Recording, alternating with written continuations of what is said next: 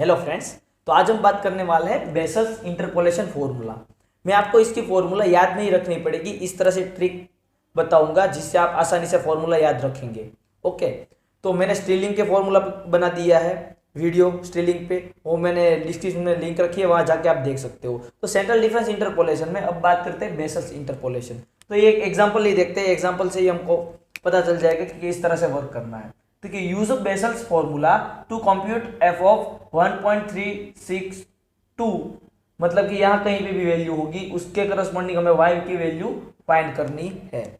Okay, तो हमें ये टेबल में पहले x0 कोई बीच वाला होगा उसको बनाना है। तो यहाँ पे देखो ये 1.3 ऊपर से और नीचे से बीच में आता है। ओके, तो उसको हम बोल देते हैं x0। तो उसके करस्पॉन्डिंग y0 होगा, ये होगा मेरा x-1, तो ये होगा y-1, ये होगा मेरा x-2, तो ये होगा y-2, x-3, तो ये होगा y-3। ओके, नीचे तो कि x1 तो ये होगा y1, x2 तो ये होगा y2, x3 तो ये होगा y3। अब सेंट्रल डिफरेंस इंटरपोलेशन का टेबल किस तरह से बनाते हैं? तो सिंपल है, डेल y ए माइनस ये, तो वो होगा क्या? तो कैलकुलेटर से आप करेंगे तो मिलेगा आपको delta y3 is equal to, दोनों के बीच में ही लिखेंगे। ओके, तो वो होगा 0.12544। इसी तरह डेल्टा y-2, तो वो क्या होगा? तो ये माइनस ये, तो वैल्यू होगी 0.14214। ये माइनस है, उसको हम बोलते हैं डिफरेंस ऑफ y-1, तो वो होगा आपकी 1.16025। ये माइनस है तो होगा difference y0 is equal to 0.17999। ये माइनस ये, उसको हम बोलेंगे difference y1 is equal to, दोनों के बीच में, सब में बीच में ही लिखते जाएंगे, तो वो होगा आपका 0.20151। ये माइनस है, उसको बोलेंगे difference y2 is equal to 0.22505। Okay, तो वैसे ही हम निकालेंगे डिफरेंस का, डिफरेंस डेल्टा स्क्वायर y, तो वो क्या होगा? तो कि delta square y-3 is equal to ये माइनस ये, तो वो होगा आपका 0.01670। ये माइनस है, उसको हम बोलेंगे डेल्टा स्क्वायर y-2, ये माइनस है बीच में ही लिखेंगे, तो क्या मिलेगा? 0.01811। इसी तरह पूरा टेबल में बना देता हूं। ओके,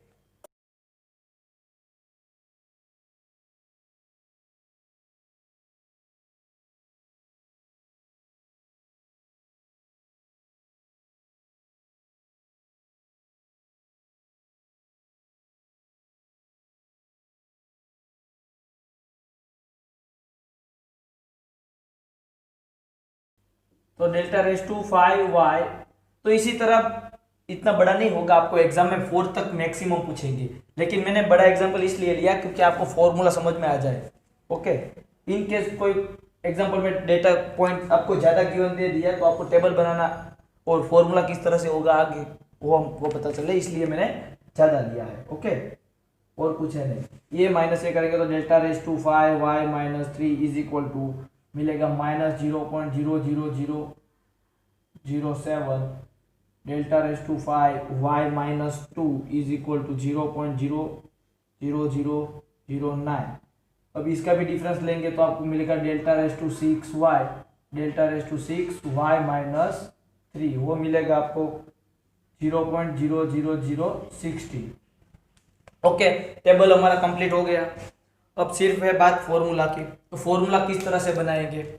तो आपको फॉर्मूला याद नहीं रखना पड़ेगा, मैं आपको ट्रिक दिखाता हूँ। स्ट्रीलिंग में क्या होता था? क्योंकि स्ट्रीलिंग में जो y0 होता था वो लेते थे, बाद में क्या करते थे, वो दोनों के ऊपर और नीचे की एवरेज लेते थे, बस उसी के यहाँ पे इनवर्स होगा। किस तरह से, तो कि देखिए y is equal to F of X is equal to, first हम क्या करते थे y0 लेते थे स्ट्रिंग में, तो यहाँ पे हम क्या करेंगे, तो कि जो ये है y0 और y1 उसकी एवरेज लेंगे हम, y0 और उसके बाद का y1 की एवरेज। बाद में क्या होगा, तो बाद में होगा p -1/2 इंटू क्या आएगा, तो ये दोनों के बीच में क्या है ये, तो ये वैल्यू आएगी, ये दोनों के बीच वाला क्या है डेल्टा y0 प्लस, अब क्या आएगा, तो कि अब ये दोनों के ऊपर और नीचे की वैल्यू की एवरेज ले लो, तो ऊपर और नीचे की वैल्यू की average, average single average single average single, बाद में एवरेज, इस तरह से आगे बढ़ेंगे। तो उसके बाद इस दोनों की एवरेज, तो फॉर्मूला में क्या आएगा, तो कि p into P minus one, okay p into P minus one into average वाला है delta square y minus one plus delta square y0 divide by 2 क्योंकि एवरेज है, okay divide by 2 factorial, okay. उसके बाद क्या आएगा, तो वो दोनों के बीच की वैल्यू ए और इसके बीच की वैल्यू क्या है ये, तो प्लस देखो ये टर्म को देखो, इसके आगे वाले टर्म के छोड़ के ये ब्लू ब्लू वाले है वो कॉमन दिखेंगे, आप देखना, तो कि यहाँ पे क्या आएगा, तो कि p into P minus 1/2 into P minus 1, मतलब कि जो ये था वो p माइनस 1/2 तो था ही, और ये दोनों जो है वो मल्टीप्लाई हो गया, okay divide by 3 factorial into ये delta cube y minus 1, okay. उसके बाद क्या आएगा, तो उसके बाद अब आएगा ये दोनों के ऊपर और नीचे की वैल्यू की एवरेज, ये दोनों की एवरेज, तो वो फॉर्मूला क्या बनेगा, तो कि p, ये ब्लू वाला है उसको छोड़ के आगे वाला टर्म देखो, p into P square minus 1 into P minus 2, ये सा होगा p square minus 1 square into P minus 2, दो टर्म ऐड हुए ना, p प्लस 1 और p माइनस 2, दो टर्म ऐड करे मैंने, डिवाइड बाय 4 फैक्टोरियल, ये दोनों की average delta raise to 4 y minus 2 plus delta raise to 4 y minus 1 divide by 2, okay. उसके बाद क्या आएगा, तो क्या वो दोनों के बीच की सिंगल वैल्यू, ये दोनों के बीच की सिंगल वैल्यू क्या है ये, तो फॉर्मूला क्या बनेगा, तो कि ये ब्लू वाला देखो वहां पे क्या होगा, p into P minus 1/2 P square minus 1 square into P minus 2। एक बात याद रखो कि ये जो एवरेज वाला है उसके बाद जो सिंगल वाला लिख रहे हो तब आपको मल्टीप्लाई क्या करना है, तो कि ये पूरा मल्टीप्लाई हो गया, देखो सिर्फ p माइनस 1/2 अलग एक ज्यादा हुआ, बाकी सारा यही हुआ, देखो यहाँ p माइनस 1/2 है, तो उसके बाद जो आपने करा टर्म ब्लू वाला एक टर्म छोड़ के माइनस 1/2 तो एज इट इज रहा, लेकिन उसके आगे वाला था p इंटू पी माइनस 1 वो साथ में आया, यहाँ पे भी देखो p into P minus 1/2 as it is रहा, उसके आगे वाला टर्म था उसका जो है ये पूरा आ गया, क्लियर।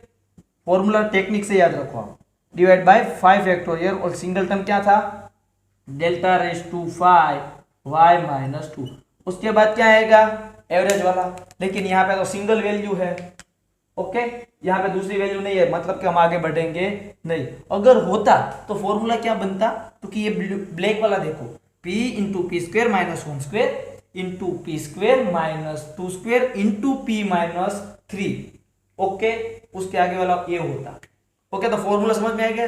लेकिन एक बात आप ध्यान से याद रखना कि p की वैल्यू क्या होनी चाहिए, तो कि वेयर, पहले p है क्या, where p is equal to x minus x0 divide by h, x के हमें जो वैल्यू के पास फाइंड करना है वो x0 जो हमने सपोज किया था वो h लेंथ ऑफ इंटरवल, और p की वैल्यू 0.25 से क्या 0.25 या तो 0.25 से बड़ा और 75 या 75 से छोटी होनी चाहिए, तभी ये फॉर्मूला यूज होगा। तो यहाँ पे हमारे p की वैल्यू क्या होगी वो निकाल देते हैं, क्योंकि तो p की वैल्यू होगी x हमारा क्या है, x हमारा क्या है 1.362, मैं यहाँ पे अब लिखता हूं 1.1362, P इज इक्वल टू 1.362 के पास फाइंड करना है, x जीरो है, 1.3 divide by length of interval 1.1 minus 1, तो वो होगा आपका 0.1। तो आपको मिलेगा, कैलकुलेटर से करेंगे तो आंसर जो होगा वो 0.62। तो पहले चेक करो कि ये हमारे इंटरवल के बीच में है, हाँ है तो सही है, ये फॉर्मूला वर्क करेगा।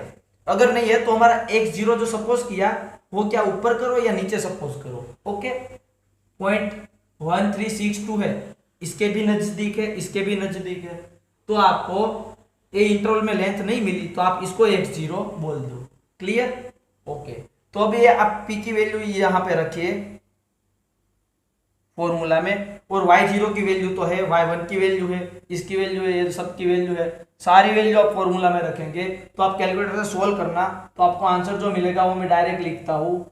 प्लीज एक बार कैलकुलेटर से सोल्व करना, आपके सामने ही बोर्ड है, वीडियो को पॉज करके ट्राई करो और जो भी आंसर मिला वो कॉमेंट करके मुझे बताना। ओके, गलत हुआ है तो मैं आपको रिप्लाई दूंगा, और मेरा भी गलत है तो भी मुझे बता देना। आपको मिलेगा 2.08007।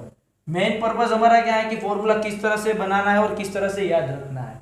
मेन बात क्या है कि स्ट्रिलिंग में सिंगल वैल्यू थी y0, बाद की दो वैल्यू की एवरेज सिंगल, यहाँ पे पहले ही average single, average single, average single, यहाँ पे दो वैल्यू होनी चाहिए थी, ऊपर और नीचे, लेकिन नीचे तो है नहीं, मतलब आगे बढ़ेंगे नहीं। और यहाँ पे p-1/2 आएगा, बाद में आएगा p into p-1, p-1/2 into p into p-1। Formula समझ में आया? ओके, तो फ्रेंड्स वीडियो अच्छा लगा हो तो प्लीज चैनल को सब्सक्राइब करो और वीडियो को लाइक करो, और वीडियो में समझ भी आया है तो प्लीज मुझे कमेंट करके जरूर बताना। Okay, thank you friends.